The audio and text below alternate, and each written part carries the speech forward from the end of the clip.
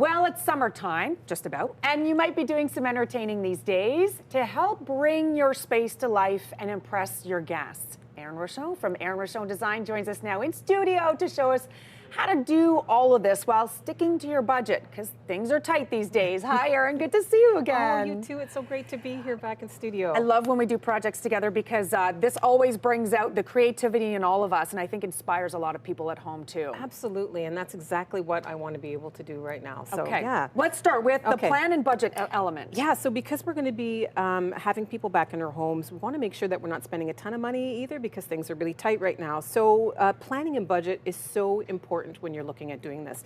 And simply by planning, whether that is figuring out the color or the style or the mood that you want to kind of get within your space, that's what you want to start with. And the other thing is making a very realistic budget.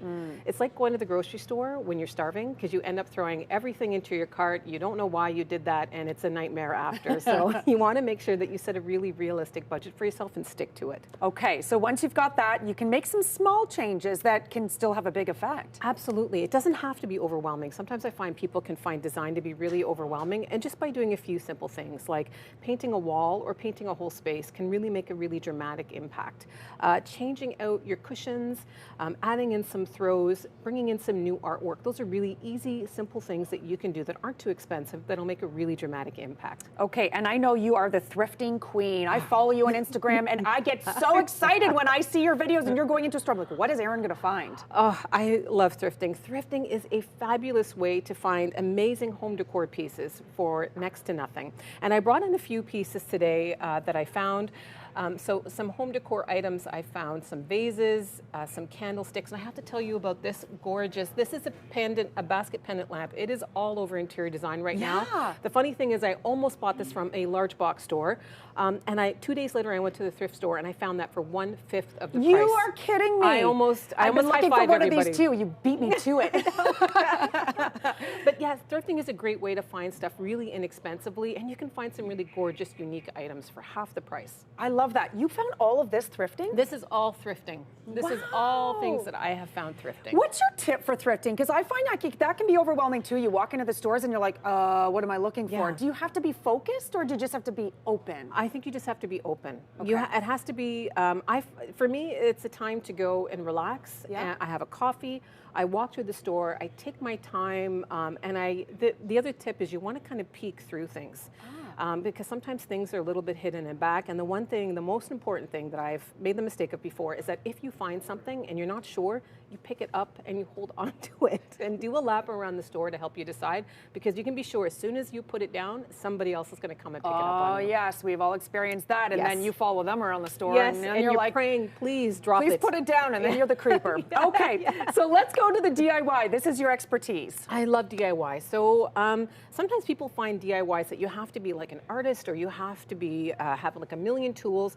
And DIYs are meant to be fun. They're meant to be creative. And the great thing about doing DIYs for your space is that it adds that little bit of personality, and it makes you feel really good about yourself when you bring in something and you've created something that you can show off to everybody. So there are so many really easy DIYs, and one of the things that I love to do, I have a ton up on my website, on my blogs and videos on really easy instructional DIYs, but these are just a few that I brought in today. One of my favorite things to do is to find thrifted vases and then to paint them.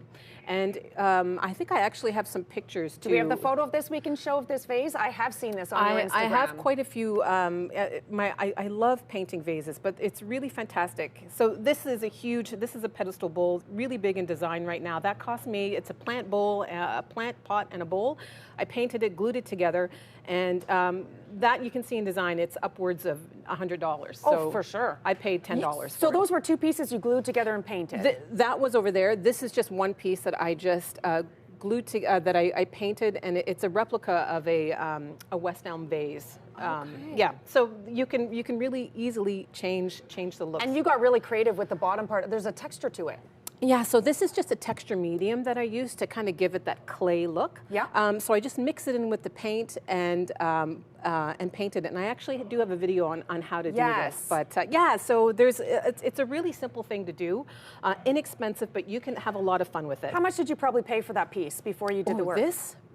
This was probably $3.99, I think I spent on it. And so, then a little bit of elbow work. $3.99, and not even a lot of elbow work. I just painted it, had some fun, drew a little line, and did that, and that was it. So these are really simple things that you can do to change. This is another thing. I had a pillow that I wanted to add a little bit more texture to it, so I just glued some fabric to it, some details, and I made some tassels, and you can really change the whole look of it quite easily. Totally, because then it looks like a pillow you would have paid probably $50 for. Yes, and this is another thing that's really huge in design, but super easy to do. It's not that complicated, and you don't need a lot of tools to be able to do it. I like that. Yeah. Okay, what do you have for me here?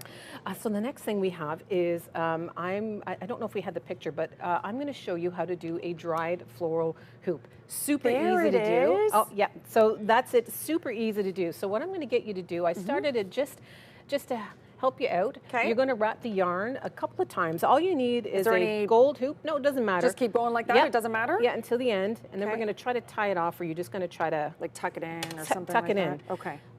So you're just going to tuck it in like that. And then we've got some dried flowers. So the great thing, I went with more neutrals, but you can choose any kind of dried flowers. If you want to do colorful, you can do anything that you want. I'm into the neutrals. Yeah, so all you need to do is you're just going to kind of basket weave each of the stems into the yarn.